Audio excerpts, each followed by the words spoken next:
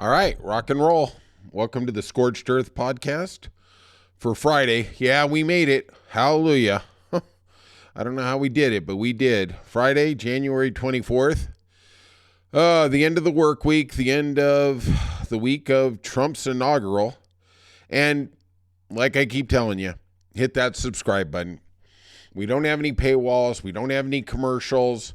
Producer Stacy is just telling me we need to have you hit that subscribe button, okay? It's self-validation for me, okay? I'm already sketchy to begin with. Come on. Throw the brother a bone. Leave comments, please. We want this to be an organic podcast. We want to hear what you have to think. Like I said, I'm still got my learning pains with the iPhone. I'm telling you, it's like a monkey trying to kick a football. I get more and more confused every day. I make a step forward, I make two back. It's like, oh my gosh. And then you have to hear from everybody out there who has an iPhone. And in California, I swear, everybody else has an iPhone. They say, oh, it's so easy. It's just so natural. And I'm like, yeah, all right. That's what Patrick Mahomes says about playing quarterback. Yeah, I'm not there. I'm like the kid at Pee Wee. I'm trying to figure out which end of the football to hold, you know? All right. So it's our democracy. The end of the first week. The world didn't come to an end. I think. Maybe it's a mirage. Maybe it's a scene out of The Matrix. I'm not sure. Well, today, or yesterday exactly, federal judge blocked Trump's birthright citizenship order. The 14th Amendment to the Constitution basically says anybody born here is a citizen, okay? Trump tried to end this with an executive order. And the judge who oversaw this case or this hearing, which was brought by 4 states, we'll get to those in a minute, was appointed by Ronald Reagan. Now, everything I did the research is a U.S. District Judge, John Kogner. I like that name, John. That's a good name. He heard about 25 minutes, and, you know, he came out with some pretty outlandish statements. He denied it in 25 minutes. I'm telling you, in a court hearing, usually before everybody gets seated, it usually takes an hour. I can't order my lunch at Subway in 25 minutes. I mean, this guy must have sat down, said, oh, okay, what do we got here? And the DOJ presented Trump's side of it, or the administration side of it, and the 4 states and their attorney generals presented the other side. And basically they said, just read the Constitution. And the judge had a statement, and it says, I can't remember another case, basically on his 40 years on the bench, where the question presented is as clear as this one. This is blatantly unconstitutional. And then he said, get this, he asked the DOJ, did Trump have any lawyers around when he signed this? Basically inferring like, you know, this is a kid in 3rd grade and he scribbled some stuff on a piece of paper. It's like, wow. You know, when we talk about Elon Musk eliminating waste in the federal government, maybe this executive order is an example of waste. How much money did we spend on going to court having to deal with this issue? I mean, really. I mean, it's like me saying, you know what? Well, we'll get to that in a minute about the recall. But the 14th Amendment is clear, and Trump still thought he could get away with signing some executive order. I think he's going to find out that the next 4 years, especially the last 2, are going to be incredibly difficult because of this wishful fantasy that, hey, I can just sign something and it becomes law. Wasn't this guy president for 4 years before? I don't know. Maybe I missed it. Also in the news, Pete Hegseth, the gentleman who the Fox News host, weekend host, who is trying to become the defense secretary. I am going to refer to him as Pig Hegseth. This guy is just a winner. I am telling you. So today, or yesterday, excuse me, the Senate Procedural Committee narrowly voted to proceed with the nomination in front of the full Senate. 2 Republican senators voted against it, Lisa Murkowski of Alaska and Susan Collins of Maine. They definitely are the outliers in the Republican administration. It does seem like at this point we're going to get a 51-49 in the Senate, but some interesting things came out. Today, we learned that he told Senator Elizabeth Warren of Massachusetts that he paid $50,000 to a woman he allegedly assaulted. Like, why are you paying $50,000 if you didn't really assault it?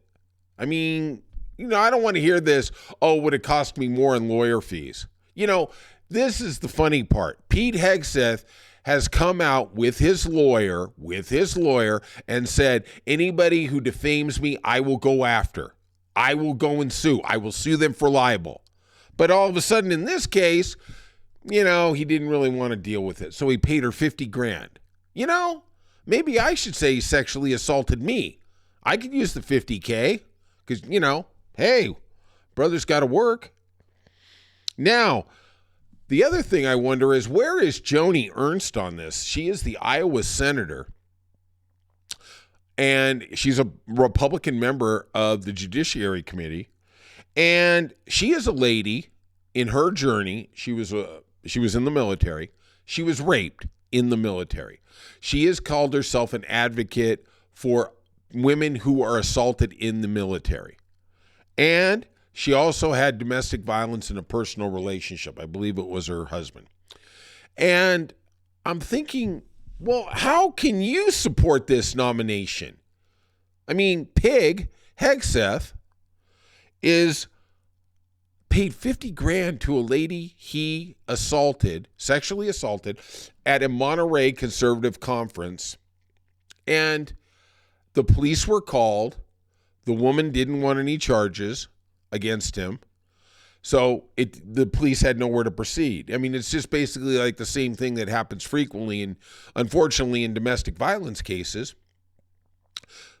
One I was going to say the man, but I'll just say it. The man typically attacks the woman, and then the woman is beat up. She just wants the guy to quit beating on her. Cops roll, and then they say, well, you need to testify against him. And she realizes, because of the economics of it, she can't leave him.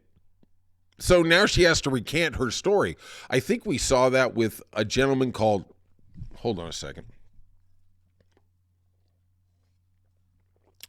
Chris Beard. He was the University of Texas men's basketball coach. And 2 years ago, he was engaged to a former volleyball player, fiance of his, and he beat the living crap out of her. And they came, and she was just battered and bruised.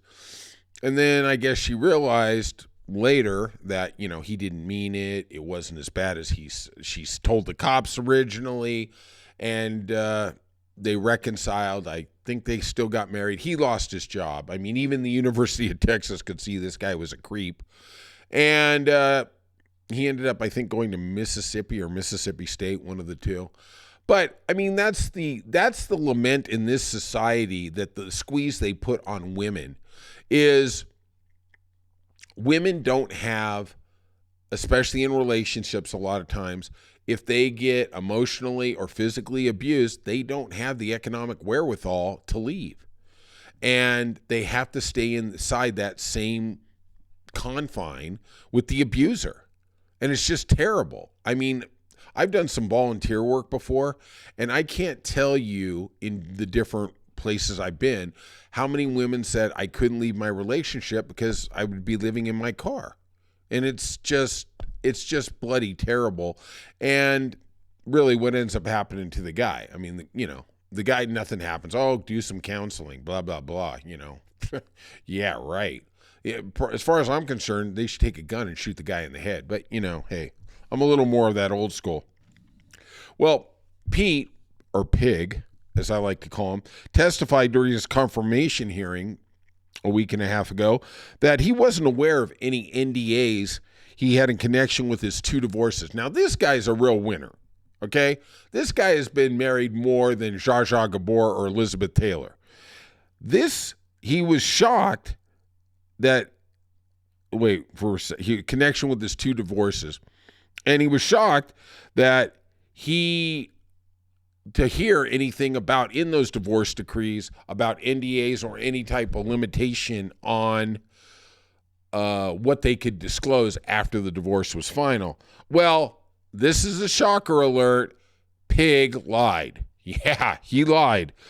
Come to find out, now I have never heard about this in my entire life. And I actually clerked at a couple law firms. He had, with his second wife, a non-disparagement clause. And basically what it was is, after they got divorced, she could not say anything negative about him or him about her. And I'm thinking to myself, wow, this is cooler than a prenup. Let me tell you, I haven't had a lot of relationships, but man, when you go out there and you start dating, everybody out there, bring that piece of paper. I'd like a non-disparagement clause, please. Sign here on the X. Like, wow, holy heck, I didn't even think that was a thing. And they say society isn't evolving organically. Oh, God bless you. I hate you, pig, but man, that's something cool. That is something cool. Tim Kaine, the senator from Virginia, directly asked him during his testimony for his confirmation hearing, and he denied it. He said there was no NDAs, nothing like that, and obviously he lied. Does perjury not exist anymore? Can you just lie in these hearings and the Republicans just lay down the sword and go, yeah, it's cool. It was just a mistake, kind of like Elon Musk Nazi salute, My question is, this man is going to lead the Defense Department, which is the largest single department in the United States, employs the most people, and he is going to have the adjudication of all the generals and all the admirals. He's going to decide if they are going to be held with moral standards for the job they do. For instance, listen to this one. It is a court-martial offense in the military if you cheat on your spouse. Infidelity is a court-martialable offense. I don't know if martialable is a thing, but I'm making it one, okay? Just come with me. Come with me on this. Pete Hegseth did it twice. He was in the military. He cheated on both of his wives. He got another girl pregnant while he was married to the one wife. Wow. So this guy is going to lay in judgment on generals and admirals, the highest and the most powerful men in our military. Men. Let's not forget that word. I do believe there is one female admiral, but I could be wrong. What he has admitted to, he would be court-martialed for. But he's now going to lead that department. I guess it just really doesn't matter. I'm going to leave you with this. Republican and former Defense Secretary Chuck Hagel, a Republican, great man. He was the Defense Secretary for Obama.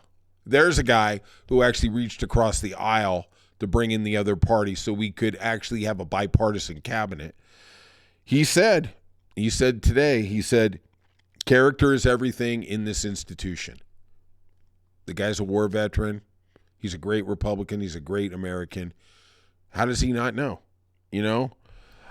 Obviously, we could tell you that's the reason Chuck isn't a member of the Trump administration.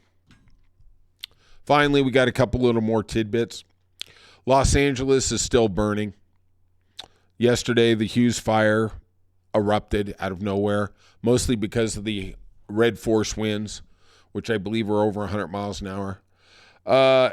In 24 hours, it consumed over 11,000 acres. It's only 15% contained. And basically what we have is you have the coast with Malibu. You have Pasadena. The fire has come up, and it is taking off from Malibu, and it's heading over to Pasadena. These are very wooded and hilly places where there is an amazing amount of fuel. Godspeed. I hope everybody's going to be okay. It is just, I looked out, I saw my mom today, and we looked up in the sky and we saw the smoke coming from the coast. And it's just heartbreaking because that smoke is somebody's house. That house is their life, and it is their dream. And Los Angeles is going to be different, sadly, just like any place that has a natural disaster. But so many people, their life gets destroyed, and you never hear from them again. I'm going to cry. I got to move on. So we find out that another little nugget is the Trump administration is going to suspend security background checks for top officials in the White House for up to 6 months. Do secrets not matter? I mean, are they in such a hurry to get people into the position they're not going to find out if they're actually qualified and they actually are not a security risk? I mean, what are we doing? Are we getting people out of Panda Express and saying, hey, on the weekend, can you come over here and file some documents? I mean, my gosh, doesn't it matter? I mean, at your business, isn't there security clearances? Isn't there things you're allowed to know and not know? I mean, I've worked at a hospital. There's areas I'm allowed in, there's areas I'm not because of my background check. And you know me, I'm a rascal.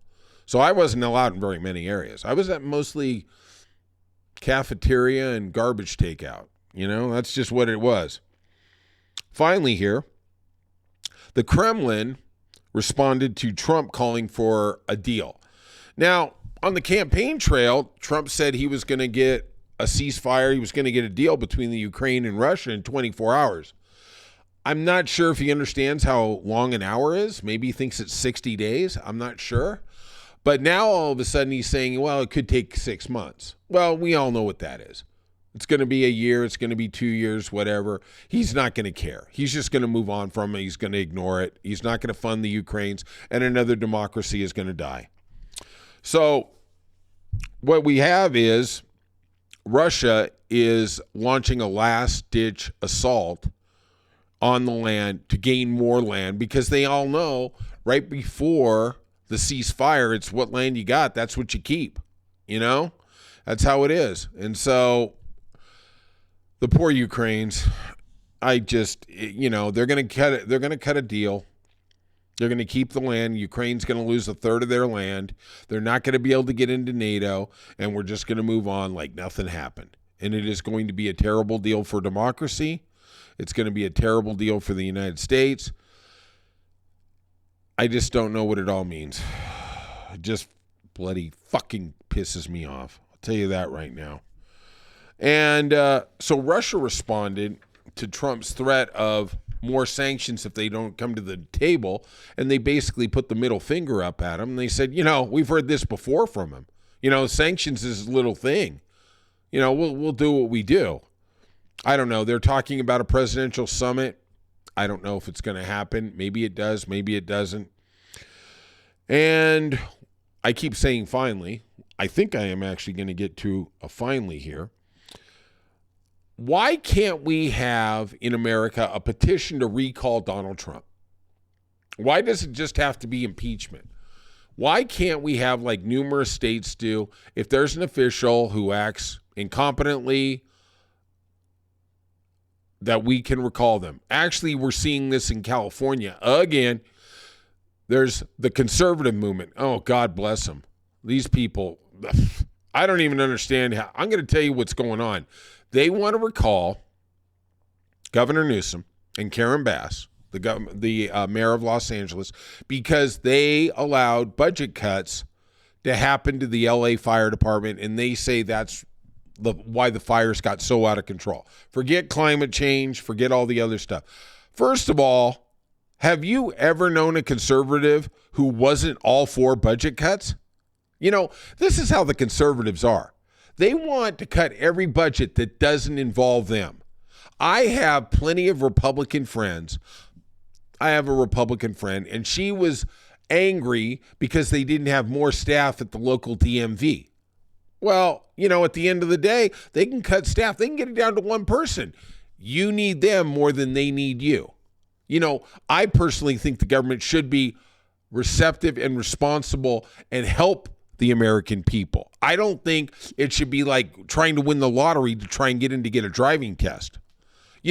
That's just the problem with the Republicans. So now they are trying to recall Bass and Newsom because of the budget cuts. And on any level, I sit there and go, what world are we living in? These people are batshit crazy. I don't even know how you get with that. I mean, really, the Republicans are trying to recall somebody for a budget cut. Like Tommy Lee Jones said in No Country for Old Men, signs and wonders, signs and wonders. And finally, a little on the lighter side of the news, we got Spirit Airlines. Now, Spirit Airlines is a budget airline. And I don't know if any of you have flown recently, but man, these budget airlines, they are something else. They are something else. They literally charge you for food. They charge you for extra bags. They charge you for carry-ons. The reason I don't fly anymore is because they've been trying to charge me for my emotional baggage. Ta-ta. That was supposed to be a joke. Okay, we move on. So Spirit Airlines announced today that they have new rules for what you can wear on the plane. And this is in response to two women who, I guess, took a recent flight and wore crop tops. Let it fly, girls. Let it fly. Here is what is banned on the airline. And I can't believe we're in the year 2025 to get here. See-through clothing. Is that really a thing? I mean, isn't that called indecent exposure in the airport? I mean, how do they get through TSA? I don't know that, but it gets better. It gets better here. Exposed private parts.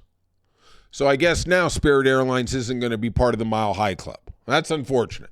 But really, what is this exposed private part thing? I mean, I live in Los Angeles, and it's a pretty liberal mecca. You go out to the west side. It's not like Haight-Ashbury and Frisco, hippie love. But, there's people, they wear what they wear. You go down to Venice, and literally you see guys in thongs.